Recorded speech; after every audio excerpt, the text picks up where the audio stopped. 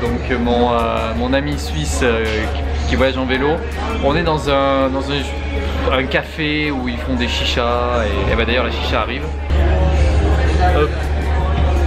Et on va prendre aussi un jus de pastèque avec une glace à l'intérieur. Vous allez voir, c'est assez marrant. Mon pote Romain joue à PES.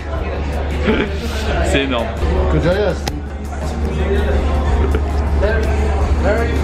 France. France, yes. France? France.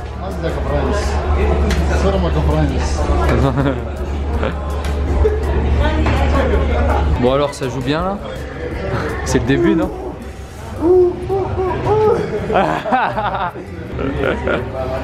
Good. Ah mais he plays here. Ok, c'est lui le joueur en fait.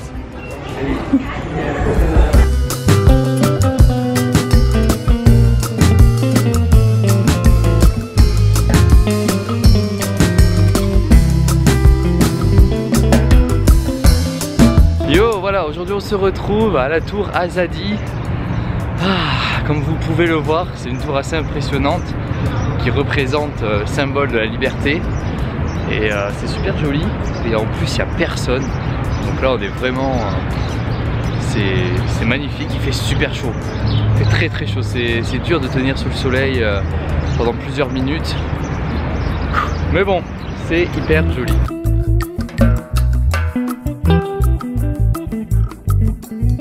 Voilà, avec des gens qui sont là, des Iraniens. On est tout en haut d'une montagne et vous voyez Téhéran derrière moi et vous le voyez plus précisément en vidéo.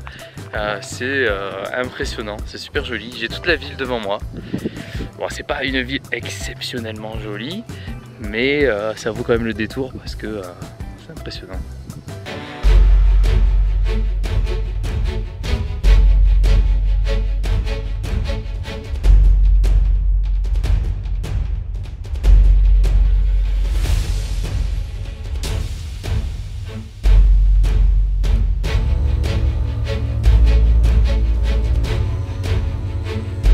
Voilà les gens, donc aujourd'hui je suis hébergé chez un couple qui m'héberge pendant 3 nuits. Donc là c'était la 2e nuit l'année dernière et je vais dormir ce soir également. Là je suis donc chez un couple adorable. Je crois que la fille a mon âge, 25 ans, et le gars il a 31 ans il me semble. Je leur ai demandé un petit peu ce qu'il faisait dans la vie, tout ça, et en fait le gars il est designer. Il fait des dessins pour des animations, pour des jeux vidéo, et elle est programmeuse. Donc elle s'appelle Farnaz, c'est un prénom assez courant ici. Et je lui ai demandé, tu travailles pour toi? Je travaille pour une entreprise et tout. Et puis elle me fait, bah je travaille pour une entreprise, mais j'aime pas mon travail. Je fais, bah pourquoi? Parce que elle me dit que ça fait 6 mois que l'entreprise ne l'a pas payé. 6 mois. Et là j'étais là, je fais, attends, c'est pas possible, 6 mois et tout, mais comment vous faites pour vivre et tout? Bah c'est pas facile, tout ça. Je fais, mais c'est... Ouais, et en fait genre son entreprise travaille pour le public, et vu que le public n'a pas d'argent, bah, le public ne paye pas l'entreprise, donc l'entreprise ne paye pas Farnaz. Vous savez, en ce moment c'est assez compliqué avec les États-Unis, et du coup en fait les États-Unis mettent la pression à l'Iran par rapport au nucléaire. Et du coup ils mettent de plus en plus de sanctions. Bon, c'est Trump hein, qui s'occupe de tout ça. Et en fait les sanctions touchent énormément les habitants en fait. Ça touche quasiment pas les hauts gradés, le guide suprême et compagnie. De temps en temps oui ça touche, mais c'est assez rare. Mais la plupart du temps ça étouffe le pays. Et l'économie est tellement mauvaise. Comme je vous ai dit au début, le cours officiel de l'euro avec les rials, c'est 1 euro environ 50 000 rials, enfin 47 000 rials. Mais en vrai, dans le pays, c'est 1 euro 150 000 rials. Donc l'euro est 3 fois plus fort dans le pays. C'est un truc de fou. Donc je suis le roi du pétrole quoi. Quand je vois ces gens adorables les Iraniens, mais alors je vais y rester longtemps dans ce pays. Enfin longtemps, je vais y rester 1 mois je pense. 1 mois, et peut-être que j'étendrai un petit peu par rapport à mon visa. Enfin normalement je devrais rester 1 mois pour visiter l'entièreté de ce pays parce qu'il est magnifique. Déjà c'est super joli, les paysages, c'est hyper... nouveau pour moi, et puis les gens sont adorables. Donc voilà, je vais y rester longtemps. Et quand je vois que les gens finalement encaissent tout ça à cause de sanctions, je trouve ça tellement pas normal. Et le fait que donc ils vivent dans cet appartement, et je suis pour aller dans la salle de bain je passe par leur chambre, parce qu'en fait il n'y a qu'une chambre, et j'ai vu leur lit, et c'est un lit 1 place. Et je me dis, mais c'est pas possible, comment on peut vivre, dormir dans un lit, une place à deux quoi. Enfin c'est... Ouais, des choses qui sont folles. La douche, c'est un tuyau qui coule. Alors moi en vrai ça me dérange pas du tout, hein. Je m'adapte, il n'y a aucun problème. Tant que c'est pas dégueulasse par terre et que ça me dérange pas de marcher, ça me dérange pas. Mais après, enfin voilà, que ce soit les toilettes c'est à la turque tout le temps, hein. Mais maintenant je commence à m'y faire. Mais pareil, c'est vraiment dégueulasse, ça me donne vraiment pas envie d'y aller. Des fois j'ai pas le choix, mais bon. Et voilà, et ces gens-là sont formidables parce qu'ils vivent finalement de pas grand chose, mais ils sont heureux. Ils voyagent, ils adorent voyager dans leur pays, tout ça. Ils peuvent pas partir à l'étranger hyper souvent parce que c'est très cher. Vu que leur monnaie est très faible, bah forcément quand ils vont à l'étranger c'est dur. Bon, ils peuvent aller en Turquie, en Arménie, en Irak, vous voyez c'est des pays proches et la devise est à peu près la même, mais en Europe c'est impensable quoi, enfin c'est des trucs de malade. Donc voilà, je voulais faire juste porter un petit toast à ce couple là qui est formidable et qui m'héberge. Et voilà, ça me touche énormément parce que on a une chance énorme en France et en Europe de l'Ouest et on s'en rend pas compte, vraiment on s'en rend pas du tout compte et c'est en voyageant que je m'en rends compte. Et voilà, c'est émouvant quoi, franchement ça me touche énormément de voir que j'ai trop de chance par rapport à eux et qui gardent le sourire et tout, je trouve ça vraiment énorme. Donc voilà, je suis quand même très content de faire ce voyage. Et j'ai hâte pour la suite, mais l'Iran franchement c'est pas du tout l'image qu'on en a et c'est triste. Mais voilà, j'espère que ce pays ira mieux d'ici les prochaines années. En tout cas bon, c'est mal parti mais je leur souhaite quand même. Et juste pour vous dire aussi que j'ai oublié de retirer de l'argent avant d'entrer dans le pays, je crois que je vous l'avais dit. Du coup j'ai fait un échange, en gros j'ai fait un virement d'argent sur un compte à un ami d'un ami, enfin un ami que j'ai rencontré ici. Et cette personne là a pris 10% de commission pour me faire ensuite un virement en rial. Et donc au lieu d'avoir, j'avais fait un virement de 400 €, je vais avoir 360 €. Bon, voilà, j'ai perdu 40 € à cause de ma bêtise. Donc bon, bah ça fait un peu mal, mais bon, c'est pas grave, hein, on continue de vivre. Donc j'ai 360 € en billets dans ma poche, enfin dans mon portefeuille, j'ai un billet de 200 €. Voilà. Donc je vous montre un billet de 200 €, j'en ai pas vu beaucoup dans ma vie, hein. Franchement j'ai aussi un billet de 100 €, mais bon 100 € j'en ai vu un peu plus. Mais 200 € vous en verrez pas souvent. Donc voilà, bon je vais l'échanger, enfin pas tout de suite, je vais d'abord échanger que 50 € parce que j'ai pas envie d'avoir une liasse de billets. Vous savez ici, vu que ça coûte rien, bah vous avez genre 50 €, ça va me faire ça de billets. Donc c'est pas facile, donc on va plutôt garder des euros et puis quand j'en aurai besoin j'échangerai. Heureux, voilà, aujourd'hui nous sommes le 27 juin, les jours passent très vite et je viens de récupérer mon visa pour la Chine. Ça y est, c'est bon, c'est fait, je peux rentrer dans le territoire, sur le territoire chinois avant le 24 septembre. Donc c'est super. Là maintenant on va se diriger vers l'ambassade du Turkménistan. Je prie pour avoir ce fichu visa. C'est la loterie, c'est genre la personne qui est derrière, elle lance un dé, elle fait oui, non, et puis voilà. Et du coup, même si vous avez tous les papiers, tout ce que vous voulez, le Turkménistan c'est le deuxième pays au monde à être le plus fermé, après la Corée du Nord, donc c'est compliqué de se rendre dans ce pays. Mais bon, on va y aller et puis on verra bien, j'aurai la réponse sous 10 jours, donc le temps de voyager en Iran et ensuite de remonter par le nord-est pour récupérer ce visa à Mashhad.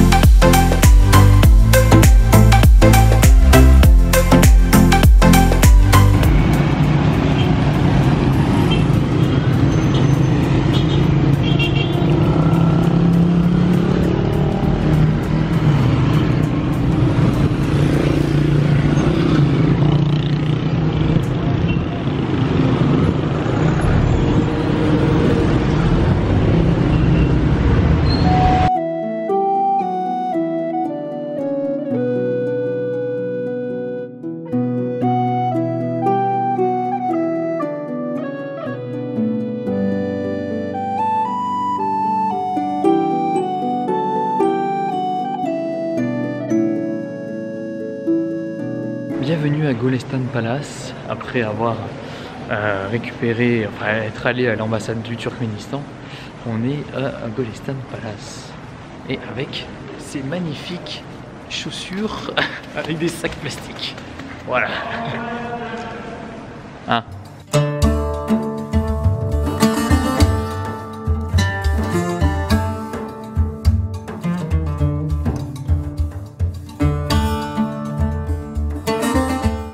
Hello, nous sommes le 28 juin aujourd'hui et nous allons faire de l'autostop. Je dis nous parce que nous sommes plusieurs.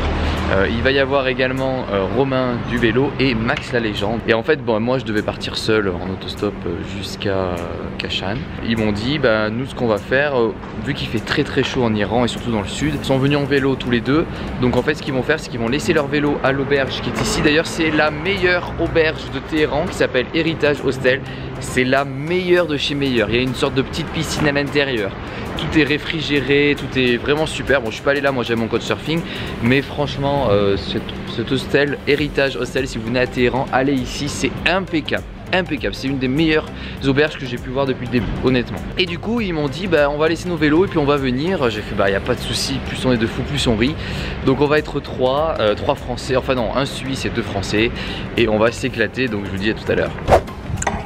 Ça va? Voilà, salut Max la légende.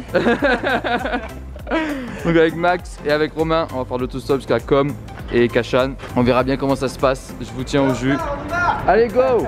Et regardez ce qu'il m'a fait Romain, des tartines avec du lavage, du beurre cacahuète, du chocolat. C'est un ange.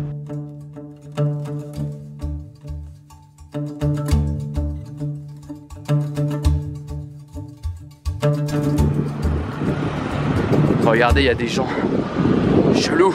Derrière nous, derrière nous. Qu'est-ce que tu dis? Putain mais c'est vrai que ça fait peur en vrai. Pas du tout. Pas du tout. Bon, on se rapproche du péage qui est pas bien loin. Il est au bout de cette route. Mais il fait chaud, il n'y a pas beaucoup d'ombre. Donc voilà, mais on n'est pas loin. Normalement on doit être à 1 km je pense.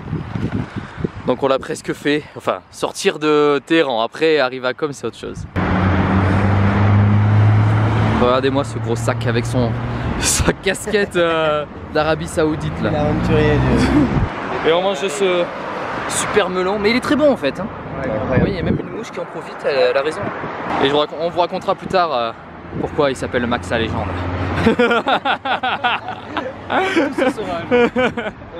Épisode spécial lundi prochain. Max la légende, toute l'histoire complète avec interview exclusive. Ne manquez pas. Ne manquez pas le prochain rendez-vous.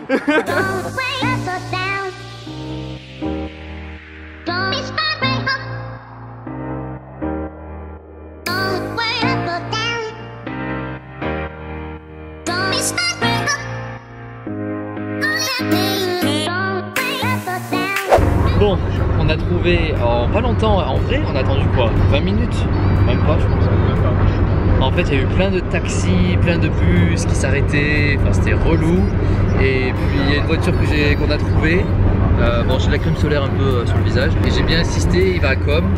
Et j'ai dit sans argent et tout, il a dit ok. J'ai répété plusieurs fois hein, parce que j'ai pas envie qu'à la fin il nous dise ah mais finalement ça fait ça. On a 1h15 de route donc normalement ça devrait le faire.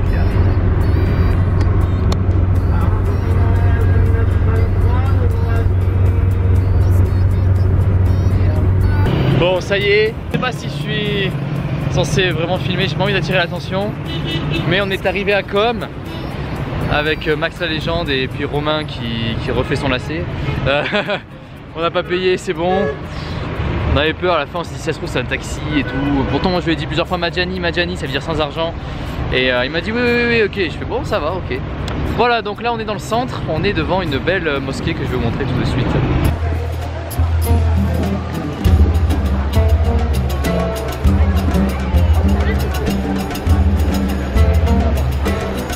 C'est impressionnant, on a un guide anglais avec nous, celui qui a le turban blanc que vous voyez là-bas. Et on a le droit de prendre des photos et des vidéos. C'est assez ouf. Dans la ville de Com, c'est une ville très conservatrice. Donc c'est hyper différent de ce qu'on connaît. Hello!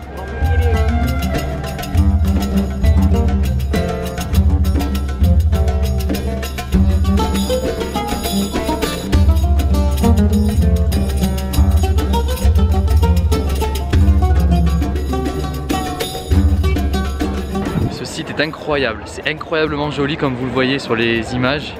C'est vraiment super intéressant. Et puis avec notre guide il nous explique, bon c'est pas évident de comprendre tous les termes, bon il parle en anglais mais il y a des termes que genre une dynastie royale qui était là avant et je sais pas exactement le nom mais je vous le mettrai sur la vidéo.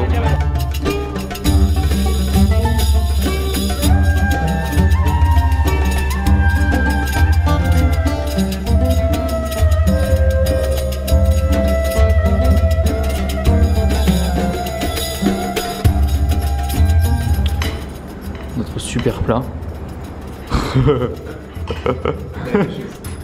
On est seul dans cette pièce. Et c'est le guide au turban blanc qui nous a donné cette adresse avec 10%. Alors du coup, on a quitté le resto, là on est en train de quitter la ville. Et en fait c'est marrant parce que sur Google Maps, il y avait marqué qu'il y avait un métro. Du coup je demande aux gens métro, le premier gars me dit c'est par là-bas. Et après je redemande parce que je le vois pas. Et là le gars il me dit non, il n'y a pas de métro. Je fais comment ça, il n'y a pas de métro? C'est marqué sur Google Maps et tout. Non, il n'y a pas de métro. Et en fait on a vu après qu'il était en construction, mais depuis des années. Donc à mon avis ils n'ont pas d'argent pour finir leur métro, leur monorail. Et donc on a pris un taxi qui nous a amené sur 4 km. Donc c'est rien, on n'a rien payé. Voilà, il y a plein de gens qui viennent nous voir. Merci, merci. Non, merci. Et voilà. Et donc là on va se rendre sur l'autoroute pour faire du stop pour Kashan. C'est pas très loin, je pense qu'il y en a pour 1 heure et quelques, 1 heure et demie peut-être. Donc voilà, je vous tiens au jus.